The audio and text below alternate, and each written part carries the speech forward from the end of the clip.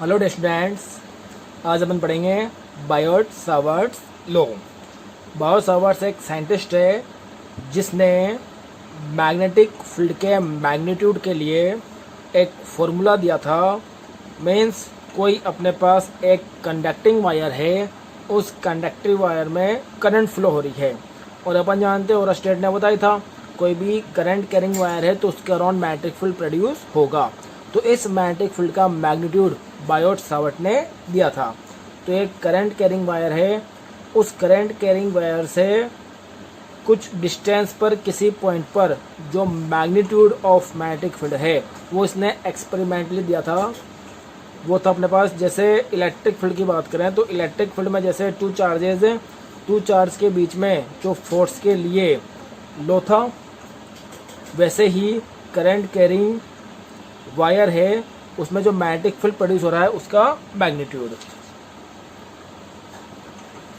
तो ये अपने पास एक करंट कैरिंग वायर है जो अपने पास ये इनफाइनाइट लेंथ का है। ओके, तो ये अपने पास जो वायर है ये अपने पास X and Y and current flow हो रही है यहाँ पे from X to Y and अपन को कैलकुलेट करना है किसी पॉइंट पर। अब देखो, जब भी कैलकुलेट करते हैं किसी भी चीज़ को तो कंप्लीट के लिए तो करेंगे नहीं, तो स्मॉल एलिमेंट लेते हैं। तो यहाँ पे अपन ने एक स्मॉल एलिमेंट कंसिडर कर लिया। ये स्मॉल एलिमेंट है, ये अपन ने नेम दिया इसको ए एंड बी। और जो ये स्मॉल एलिमेंट है, इस स्मॉल एलिमेंट की लेंथ है डी एल। अब इस स्मॉल एलिमेंट से आर डिस्टेंस पे ये कोई पॉइंट पी है, इस पॉइंट पी पर अपन को मैग्नेटिक फील्ड का मैग्नीट्यूड कैलकुलेट करना है। एंड ये जो अपने पास ये लेंथ है, सपोज करो लेंथ है अपने पास आर।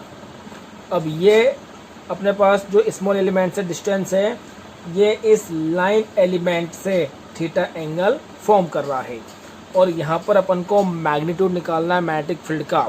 तो अपने पास वो हो जाएगा D B. B magnetic field को डिनोट करते हैं बी से।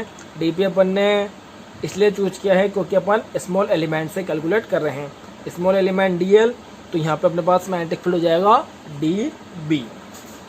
एंड करंट की डायरेक्शन इधर फ्लो हो रही है, तो यहाँ पे जो करंट की डायरेक्शन होगी वो है करंट की डायरेक्शन अपने पास इनवर्ड डायरेक्शन में। अब देखना यहाँ पे देखो, जो मैग्नेटिक फील्ड की डायरेक्शन डिनोट करते हैं, अगर लेफ्ट साइड, अगर अपने पास right side, left side, upward, downward, इस तरह से डायरेक्शन तो हमने नोट कर दिया। तो ये 2D सिस्टम है, बट ये प्लेन है, इस प्लेन से आउटवर्ड और इस प्लेन के इनवर्ड। ठीक, ये सरफेस है, इस सरफेस के इनवर्ड और इस सरफेस के आउटवर्ड जो डायरेक्शन होगी मैग्नेटिक फील्ड की वो कैसे डिनोट करेंगे? वो डिनोट करते हैं अपन डॉट से एंड क्रॉस से। क्रॉस मीन्स क्रॉस मीन्स जो मैग्नेटिक फील्ड है, मैग्नेटिक फील्ड की डायरेक्शन है inward direction, inside the surface. And dot means outside the surface. तो यहाँ पे पी पॉइंट पे जो मैग्नेटिक फील्ड की डायरेक्शन होगी वो है कि अपने पास inward to the surface, surface के इनसाइड।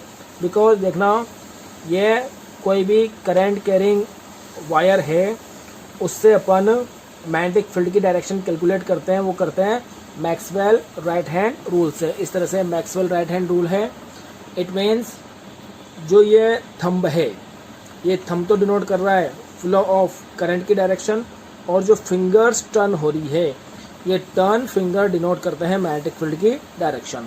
तो देखना है यहाँ से अपने पास ये करंट फ्लो हो रही है आई और ये करंट फ्लो हो रही है, तो अपने पास ये करंट फ्लो हो रही है इस डायरेक्शन में। तो करंट फ्लो हो रही है, तो जो ये फिंगर्स है, ये फिंगर्स टर्न हो रही है, मीन्स फिंगर्स इस तरह से जाएगी। तो इस साइड तो कहाँ आएगी अपने पास इनवर्ड, और इस साइड अपन इस प्लेन पे देखेंगे तो यहाँ पर आएगी अपने पास आउटवर्ड। तो अपन ने यहाँ पे लगा दिया डॉट, बट अपन को आर डिस्टेंस पे कैलकुलेट करना है मैग्नेटिक फील्ड। तो इस लॉ से मैक्सवेल राइट हैंड रूल, ये आपने 10th में ही पढ़ा है, मैक्सवेल राइट हैंड रूल से थंब करंट की डायरेक्शन और फिंगर जो टर्न हो रही है तो इस तरह से मैग्नेटिक फील्ड की डायरेक्शन होगी। तो एक्सपेरिमेंटली बायोट सावर्ट ने जो मैग्नेटिक फील्ड के मैग्नीट्यूड के लिए लॉ दिया था, तो इसमें ये बताया था कि जो मैग्नीट्यूड है मैग्नेटिक फील्ड का वो प्रोपोर्शनल होता है करंट के। इट मीन्स करंट इंक्रीज होगी तो मैग्नेटिक फील्ड भी इंक्रीज होगा। ये जो मैग्नेटिक फील्ड का मैग्नीट्यूड है ये प्रोपोर्शनल होता है अपने पास लाइन एलिमेंट के डीएल के। मीन्स जितना ज़्यादा लाइन एलिमेंट होगा उतना ही मैग्नेटिक फील्ड होगा। ये अपने पास प्रोपोर्शनल होता है किसके, sine of angle between the line element and distance. It means sine theta, जो एंगल है उसके साइन के। एंड ये अपने पास जो मैग्नीट्यूड है वो इन्वर्सली प्रोपोर्शनल होता है स्क्वायर ऑफ डिस्टेंस। जिस पॉइंट पे अपन को मैग्नेटिक फील्ड कैलकुलेट करना है, जिस पॉइंट से करना है उसके बीच की डिस्टेंस है उसके स्क्वायर के इन्वर्सली प्रोपोर्शनल। तो अपने पास ये भी किस लॉ को फॉलो करता है, इन्वर्स स्क्वायर लॉ को। ये सभी अपने पास ये प्रोपोर्शनल आ गए। तो अपने पास जो कंबाइनली आएगा वो कंबाइनली अपने पास क्या आ जाएगा, वो कंबाइनली बनेगा अपने पास इन सभी को अपन कंबाइनली करें तो ये होगा I D L sine theta upon R square. ये आ गया अपने पास magnitude of magnetic field. And जब भी प्रोपोर्शनल साइन हटता है तो कुछ ना कुछ कांस्टेंट आता है, और यहाँ पे जो अपने पास कांस्टेंट आएगा वो कांस्टेंट आएगा अपने पास म्यू नॉट अपॉन 4 पाई। ये हो गया I D L sine theta upon R square. देखो जब भी प्रोपोर्शनल साइन हटेगा कुछ ना कुछ कांस्टेंट आता है। अगर अपन ग्रेविटेशनल फोर्स के लिए बात करें तो वहाँ पे प्रोपोर्शनल कांस्टेंट अपने पास जी आया था।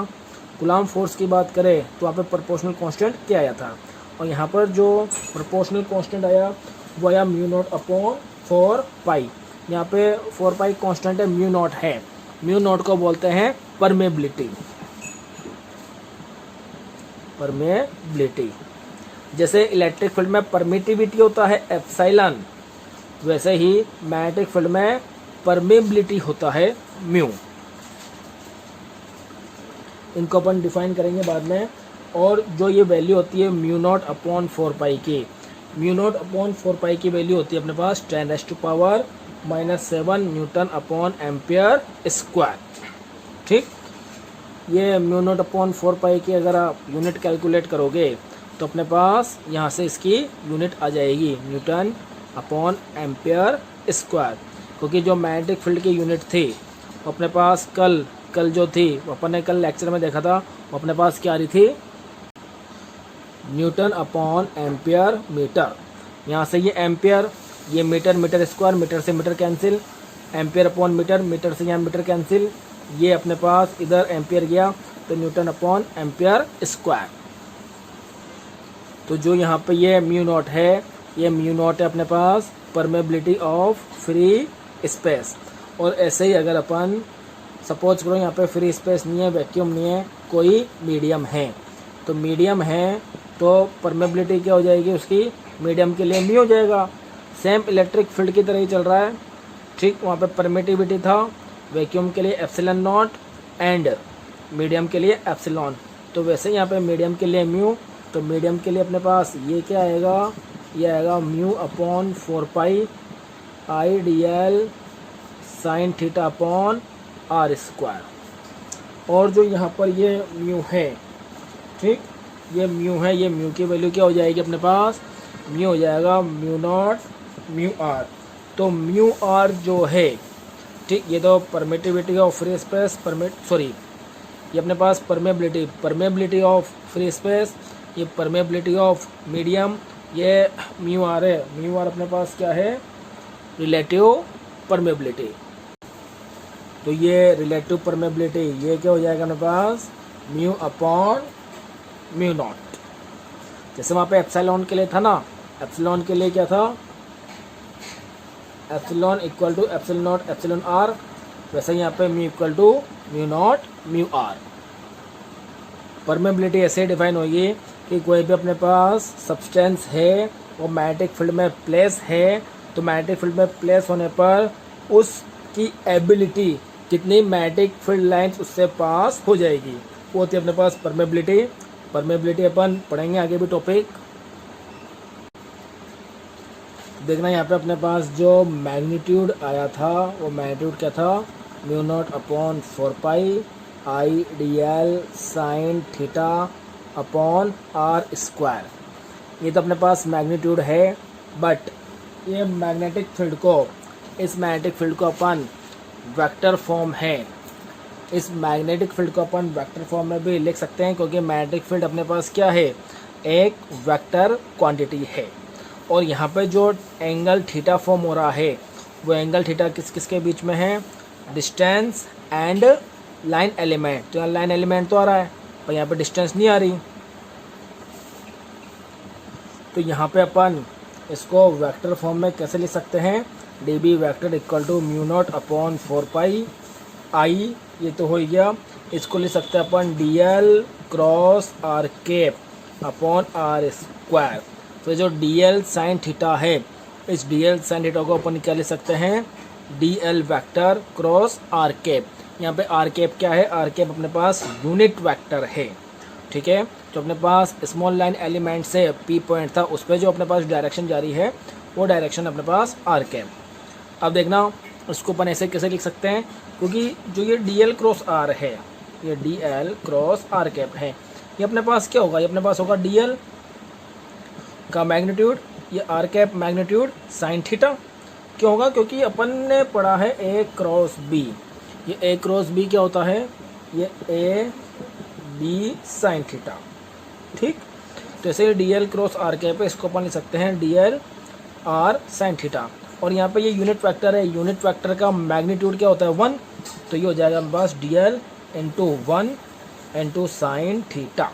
तो यहाँ से अपने पास क्या रिजल्टेंट आया, D L cross R cap, ये हो गया अपने पास डी एल साइन थीटा।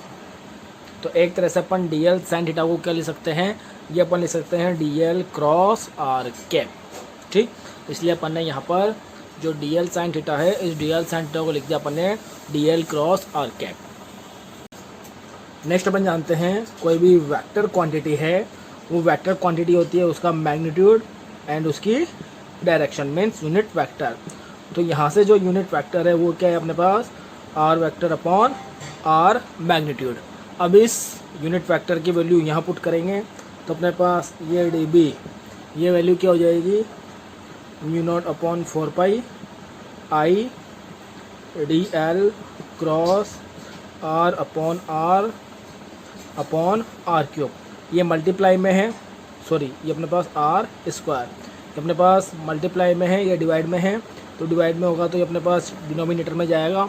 और जब ये डिनोमिनेटर में जाएगा तो अपने पास क्या फॉर्म होगा, यहाँ पे अपने पास फॉर्म होगा, ये बन जाएगा अपने पास D B equal to mu naught upon 4 pi I D L cross R vector upon R cube. ये आ गया अपने पास vector form of magnetic field. अब इस मैग्नेटिक फील्ड के लिए अपन डिफरेंट केसेस कंसिडर करेंगे।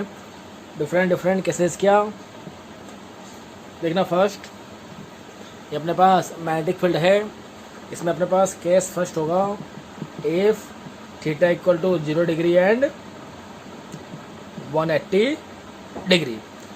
थीटा की वैल्यू 0 और 180 डिग्री है, देन अपने पास मैग्नेटिक फील्ड की वैल्यू क्या होगी इस पॉइंट पे, तो sine 0 and sine 180। Sine 0 sine 180 की वैल्यू क्या होती है 0 0, तो ये दोनों ही 0 है, तो अपने पास मैग्नेटिक फील्ड पूरा क्या आ जाएगा, मैग्नेटिक फील्ड आ जाएगा 0। Then D B equal to mu naught upon 4 pi I D L into 0 upon R square. तो ये पूरा मैग्नेटिक फील्ड अपने पास क्या हो गया 0।